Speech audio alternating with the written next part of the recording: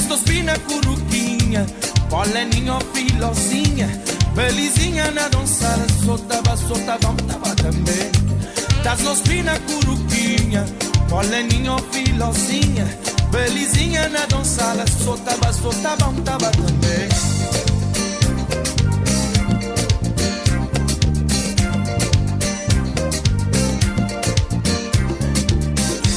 Das tua espina curuquinha, poleninha ou filosinha, belizinha na dançada, soltava, vamos tava também. Das tua espina curuquinha, poleninha ou filosinha, belizinha na dançada, soltava, vamos tava também.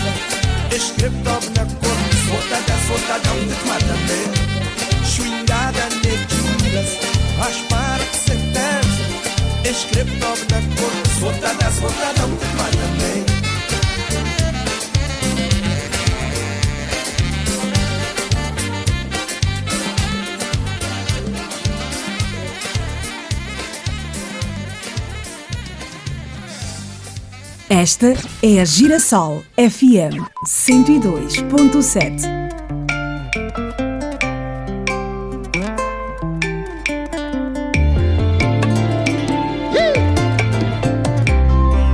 Ah, papa, tá lá Monique? Para. Zamba Lola, tá lá Monique. Ai papa, ai mama, mama, zamba, ya. Lava minha roupa, leva roubou minha sorte, vendeu minha voz, perdi meu sucesso. E Monique, mama. Irmão pastor, tá lá Monique. Mama corista, tá lá Monique. Reza, reza, mama, reza, reza, mama, reza. Irmão cristão, tá lá Monique. Mama diacona, tá lá Monique. Reza, reza, mama, reza, reza, mama, reza. Liga mona reza, cata pona Monique. Só que na confiança pona Monique. Dinheiro levou, casa vendeu, coração deixou, Monique. Dinheiro levou, casa vendeu, coração deixou, Monique.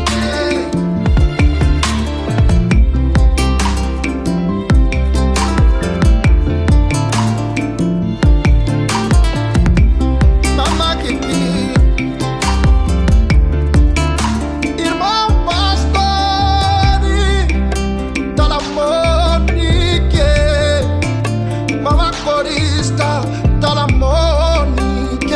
Aí, mamãe.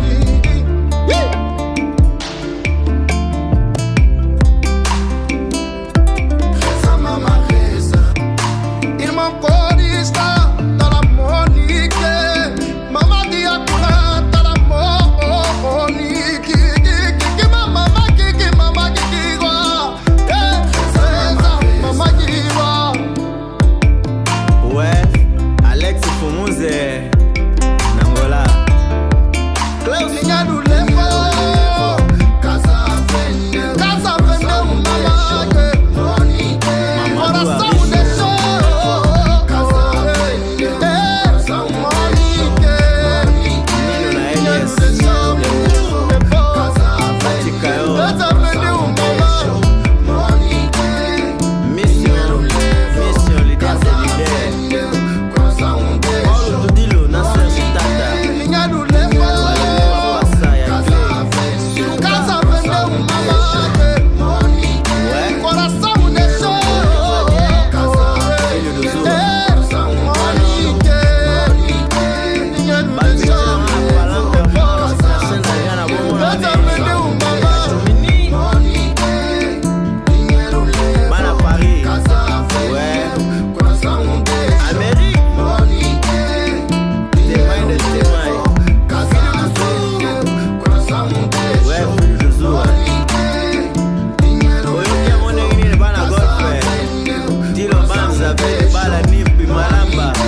Ouais, dinheiro levou, casa vendeu, coração deixou, Monique.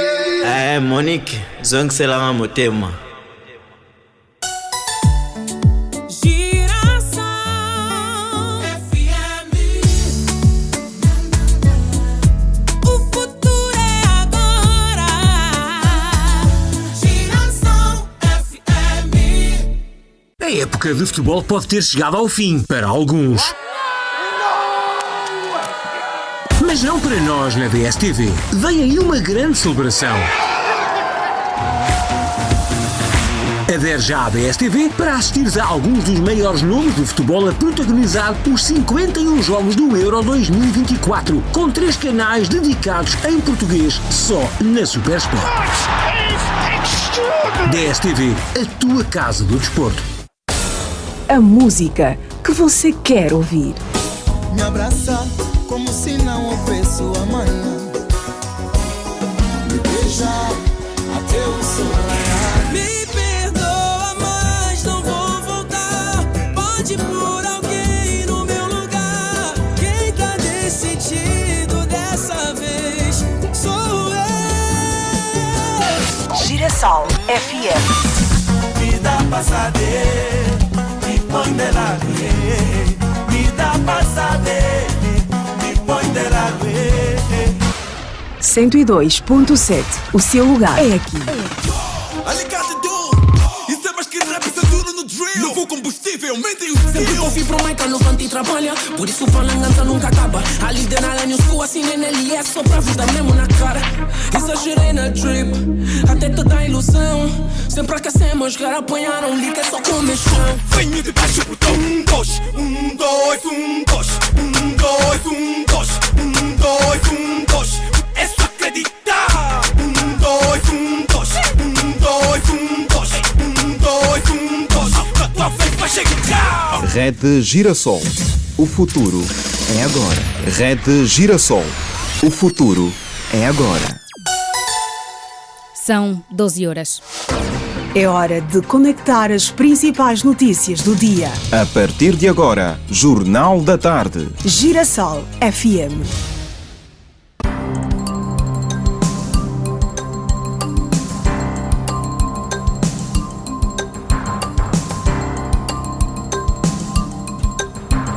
Estimado ouvinte, boa tarde. Confira já a seguir os principais destaques. Estudantes defendem mais capacitação de professores do ensino superior.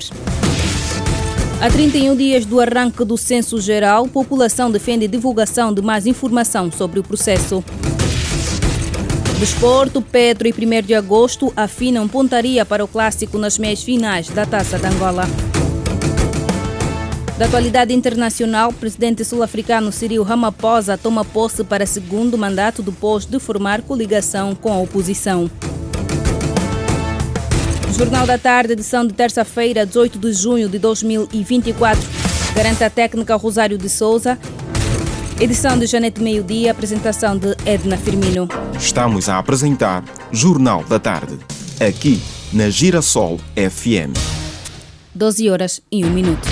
Sua segurança, sua saúde e serviços. Agora, notícias de sociedade.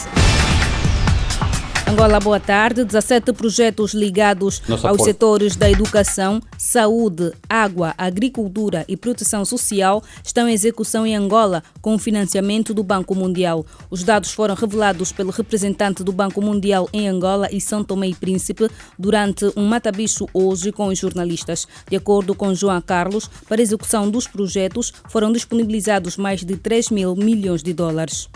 Nosso portfólio nesse momento está com 17 projetos nacionais. São 3.600 milhões de dólares na carteira de projetos do Banco Mundial, somente para os nacionais. O responsável falou também que estão em execução 2 projetos no domínio da agricultura familiar e comercial, tendo em vista a diversificação econômica. Cada projeto tem uma vida útil de 5 anos. Depende de quando foi que começou. Temos 2 projetos de agricultura. Um projeto de agricultura é a agricultura comercial, que está a ser implementado. Na verdade, o objetivo desse projeto é ver como nós podemos apoiar aos camponeses e aos agricultores a levar esses produtos aos mercados que eles estão a produzir. É a agricultura comercial. E depois temos um outro projeto que acredito que foi aprovado 2 anos atrás, que é um projeto que é uma segunda fase do projeto que fechou em temas de agricultura, que é mais sobre a agricultura familiar. Representante do Banco Mundial em Angola e São Tomé e Príncipe, João Carlos. 17 projetos ligados aos setores da educação, saúde, água, agricultura e proteção social estão em execução em Angola com o financiamento do Banco Mundial. Os estudantes do ensino superior defendem que deve haver mais capacitação dos docentes universitários e investimento nas infraestruturas. De acordo com os estudantes Gisela Imperial e Onésimo, os investimentos devem ser feitos tendo em conta os desafios deste subsistema. Nós queremos docentes mais capacitados, nós queremos docentes que possam realmente preparar quadros cá e sairmos, estamos prontos para enfrentar o mercado de trabalho, até porque o mercado de trabalho é exigente. A gente precisa de investigar como estudante universitário, fazer investigações e com biblioteca, acho que as coisas ficam mais fáceis. Os docentes Ismael Gomes e Matilde Domingos reforçam a ideia de mais investimentos a nível do capital humano e de infraestrutura para a melhoria do ensino superior. Outra preocupação centra-se na necessidade de haver oportunidade para os formandos mostrarem o que sabem saber.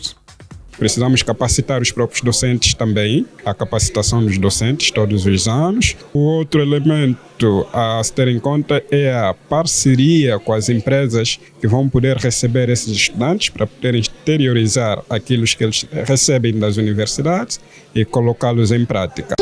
As infraestruturas também carecem, sim senhora, de melhorias, de maneira que o estudante sinta a vontade de permanecer nele. E esses espaços são as bibliotecas e outros centros de estudos que podem ser formados.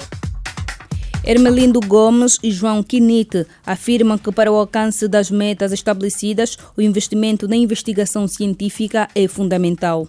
Temos estado a trabalhar de forma árdua, de forma a mantermos então aquilo que são as orientações do ensino superior e os desafios que o país nos impõe a nível das instituições do ensino superior. Precisamos, de facto, de uma revolução a nível científico no que tange a investigação na área de gestão e economia. Pecamos porque investigamos pouco e essa investigação, digamos assim, pouca, faz com que não haja o desenvolvimento que todos nós africanos, em geral e em particular angolano, almejamos.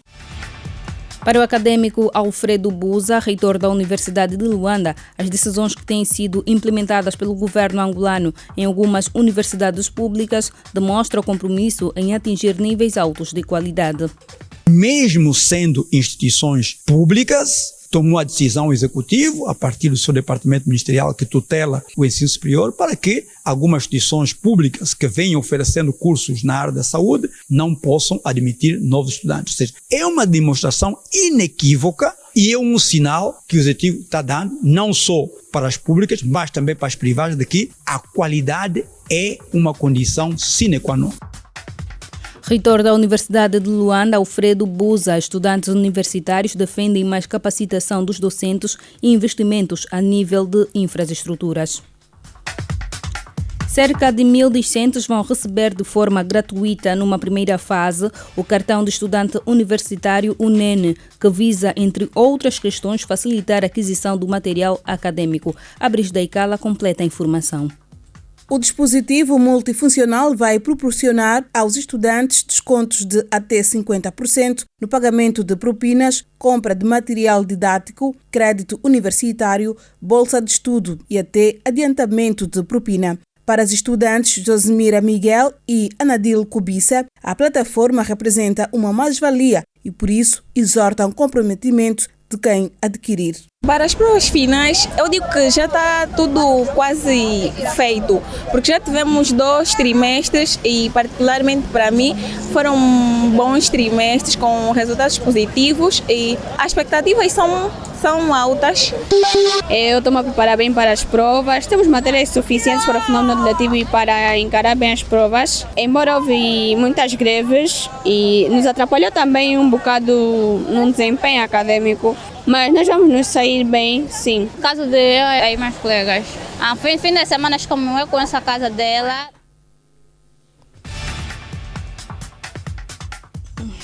Cerca de 1.000 discentes vão receber de forma gratuita, numa primeira fase, o cartão de estudantes universitários UNEN. Esta é uma matéria que vai poder acompanhar nos informativos da Rede Girassol.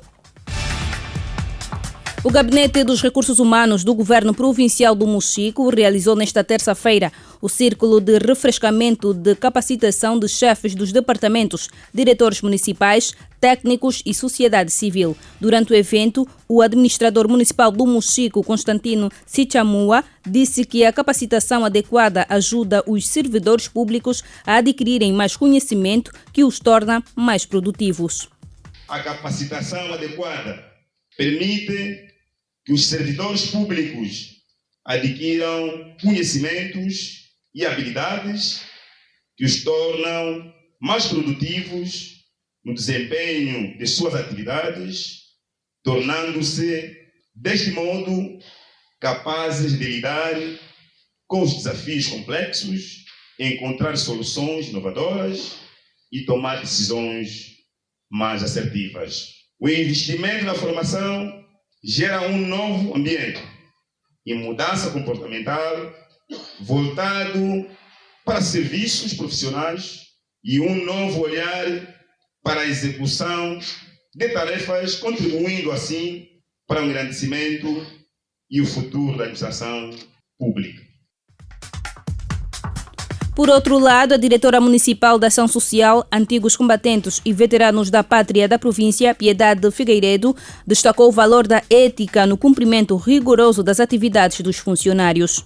Para mim, o mais importante, não que o outro não seja, o de grande importância é o tema que fala da deontologia e a ética profissional. Porque, afinal de contas, nós somos servidores públicos. No dia a dia, temos lidado com pessoas que vêm com vários problemas. Então, é importante que o funcionário público tenha ética e a deontologia para que possa satisfazer as necessidades do município. Já o diretor municipal da Educação do Mochico, Rodrigues dos Santos, apela aos funcionários a primarem sempre pela formação. Os temas selecionados, na verdade, fazem falta naquilo que é o exercício das nossas profissões e com essas abordagens, com esses debates, vem mais agregar algum valor que vai fazer com que a gente exerça as nossas atividades com êxito e assim satisfazer as necessidades dos nossos utentes. Qualquer formação sempre é benéfico, porque sempre algum conhecimento vamos adquirir. E o cliente está em primeiro lugar e a melhor forma de servir ele é sempre aumentar os conhecimentos. Ouvimos o diretor municipal da Educação do Mochico, Rodrigues dos Santos. Vários diretores municipais, técnicos e sociedade civil participaram de uma formação de capacitação. Há 31 dias do início do Censo Geral da População e Habitação, entre a divisão quanto à informação acerca do processo, a Rede Girassol ouviu alguns populares sobre o que sabem em relação ao Censo 2024. O censo é uma atividade estatística realizada pelo governo de 10 em 10 anos, com a finalidade de coletar informações detalhadas sobre a população e as condições de habitação do país. Numa altura em que se aproxima a data para o início da contagem da população, são muitos os angolanos que desconhecem os passos que foram dados até agora. Na ronda que efetuamos pelas artérias da cidade de Luanda, os populares Fátima Simão, Domingas Neto e Albertina Fernando apelaram mais divulgação do processo. Nunca vai falar sobre o censo populacional em casa, nos primos, em família, nunca vai falar. Sinceridade, eu não sei quando vai começar um censo, não sei quando será realizado esse censo, é que não sei. Este ano ainda não ouvi falar sobre o censo, também ainda não sei a data. As pessoas que estão em frente do censo devem levar mais informações às pessoas, em geral mesmo. Apesar de ainda haver cidadãos sem informação, nos deparamos com Rui Manuel Domingos e Manuel Dias, que estão por dentro do assunto. Eu já ouvi falar do censo e também já participei do censo. Não é preciso a gente aderir e quando alguém chegar em sua casa, saber sobre o censo e pedir os dados, então nós temos que dar esses dados. Praticamente, na minha opinião, em 90% eu dou 50%, porque nem todos estão informados sobre o censo. Como é que a gente vive em casa, uma descrição, uma definição, né? Uma definição exata sobre o que é o censo, eles não passam essa informação. Para a analista social Catiana Prata, pelo andamento do processo, existe a necessidade de serem implementadas ações pedagógicas, tendo em vista a comunicação mais efetiva sobre a importância do censo. De partilha de informação, de consciencialização da população sobre o que é o censo e a importância para se realizar o censo. Nós estamos a viver um momento em que a população está muito tensa e a população está muito voltada para os seus desideratos socioeconômicos. As pessoas estão mais interessadas em colocar o pão na mesa. E colocar o pão na mesa não está assim tão fácil. Então, quando vê censo, tudo que vem a dada altura promovido pelo Estado acaba por não criar tanto interesse público. Então, há uma necessidade de se fazer uma ação pedagógica em relação à disseminação da informação sobre o censo, sobre a sua relevância. Porque se nós quisermos ver as políticas públicas melhoradas, quer a nível da saúde, da educação, todo aquele indicador de relevo social, é importante que nós realizemos essa recolha de informação para saberem como é que nós estamos. Por outro lado, Catiana Prata frisou que a falta de comunicação pode atrapalhar os reais objetivos do censo 2024. Se continuarmos a comunicar do jeito que estamos a comunicar, a não comunicar melhor, não vamos ter os resultados que pretendemos. Vamos cumprir formalmente porque faz parte do programa de Estado, mas do ponto de vista daquela que é a real necessidade, o real fundamento, os reais indicadores de materialização do censo, aqueles que são os reais objetivos do censo, poderemos não ter êxitos. Então é importante que se comunique e que se comunique dentro da capacidade de aprendizagem, de assimilação, dentro da língua, olhando para todos aqueles indicadores que a comunidade tem, as autoridades que as comunidades se revêem, sobretudo as zonas mais recônditas. Tem lá o SOBA que comunica na língua local. Usemos o SOBA para passar essa mensagem. Usemos o homem da administração, da comissão de moradores, usemos os pastores, usemos então os professores, todos são chamados, a imprensa é chamada, todos somos chamados a falar sobre o censo, porque o censo de facto ajuda e de que maneira a melhorar as políticas públicas e garantir o bem-estar socioeconômico de qualquer sociedade. É essa a intenção do censo. A analista social Catiana Prata, a propósito do Censo Geral da População e Habitação que arranca no dia 19 de julho deste ano e é o segundo depois da independência em 1975. A recolha de dados terá a duração de 30 dias e vai abranger os 164 municípios, 562 comunas, distritos, bairros e aldeias das 18 províncias do país, quanto nas áreas urbanas como nas rurais. Ouvíamos a reportagem de Lumatamba. Estamos a 31 dias do início do Censo Geral da População e Habitação 2024. No mês dedicado à criança, trazemos o retrato do dia-a-dia de um centro que acolhe menores em situação de vulnerabilidade. Algumas destas crianças eram vítimas de maus-tratos nos seus lares.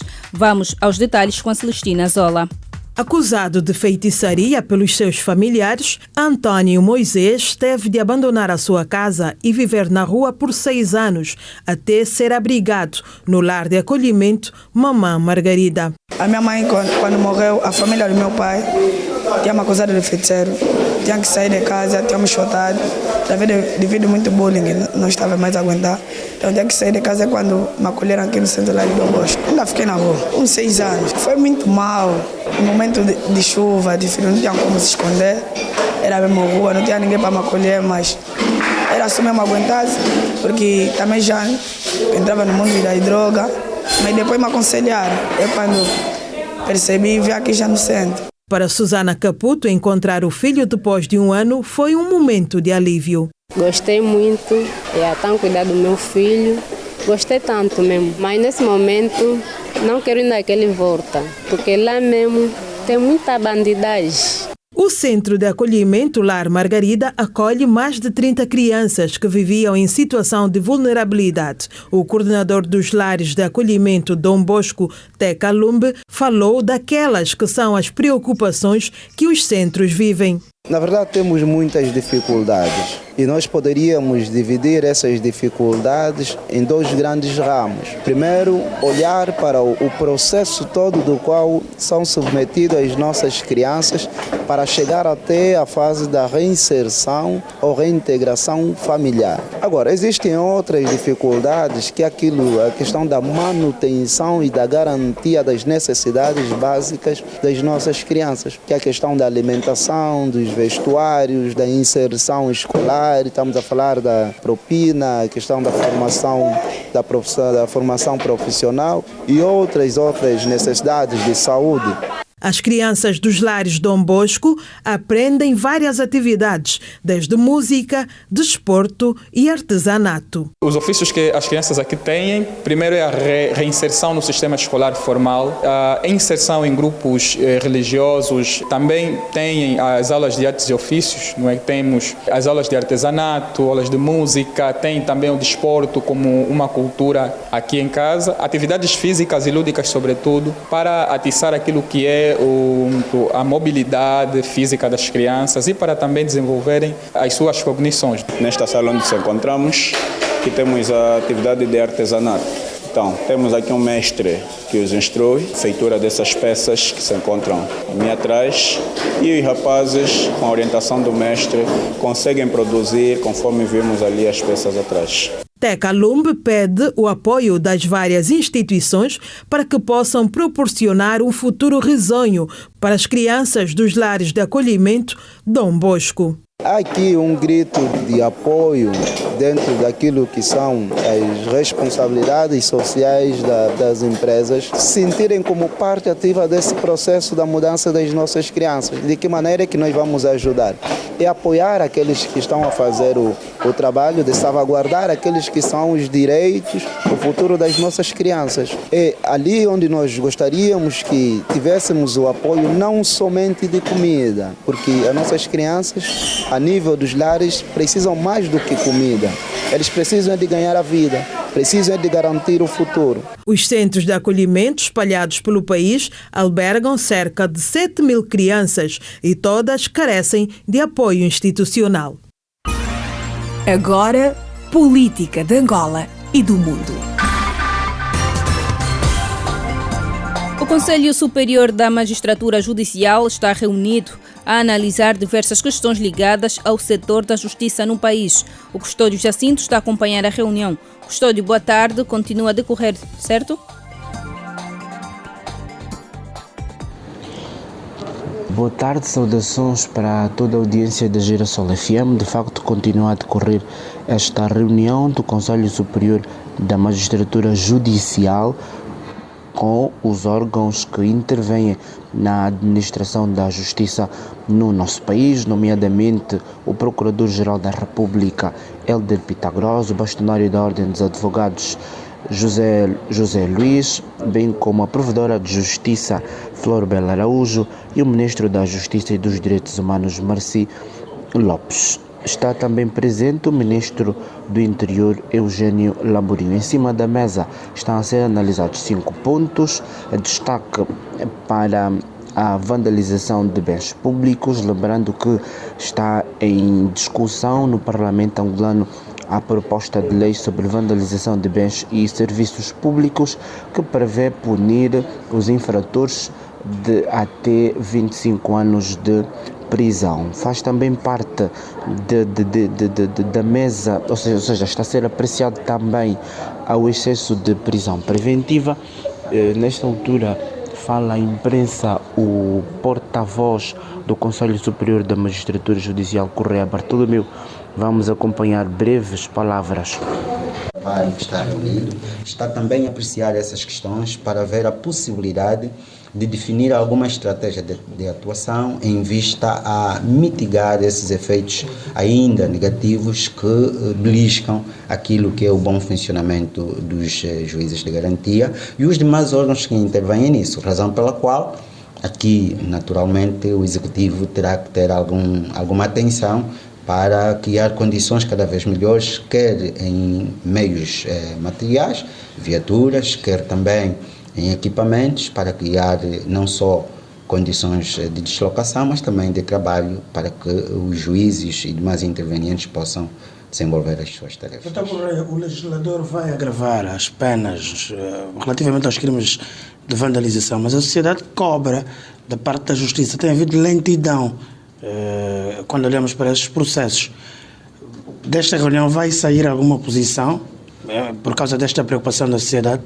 De facto, essa é uma das questões também que está a ser apreciada e às vezes a lentidão decorre da tradição da tramitação dos processos. Como sabe, a justiça não se faz a olho nu, a justiça faz-se de acordo à existência de condições objetivas para que se produzam elementos probatórios suficientes para imputar certas responsabilidades e isso pressupõe um processo.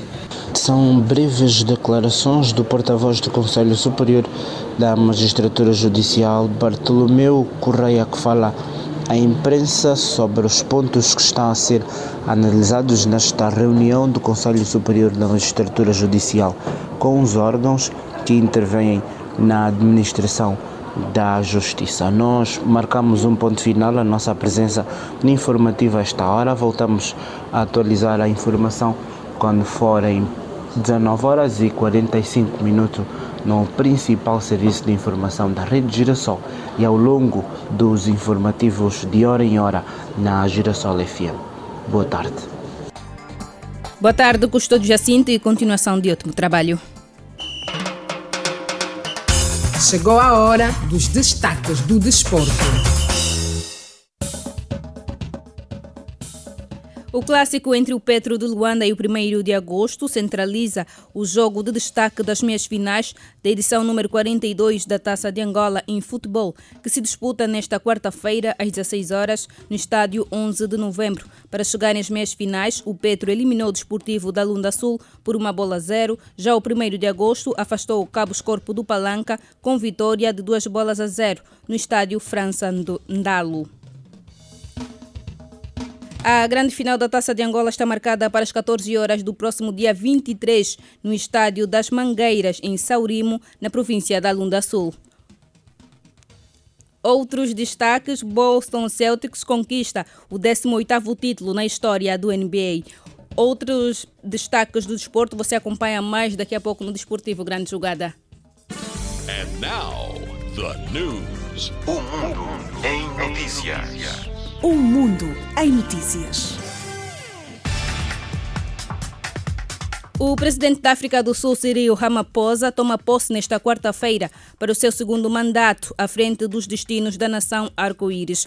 O empossamento acontece 5 dias após a sua eleição no Parlamento como chefe de Estado. Ramaphosa vai dirigir a África do Sul por mais 5 anos, após conseguir a sua reeleição através de uma coligação de unidade nacional composta pelo Partido Congresso Nacional Africano, a Aliança Democrática e a IFP. Segundo o porta-voz interino do governo sul-africano, Nomonde Munkua, a cerimônia de empossamento que vai acontecer em Pretória será uma mostra dos valores democráticos. A tomada de posse oferece-nos uma oportunidade para celebrar os nossos valores democráticos e o nosso sistema de governação.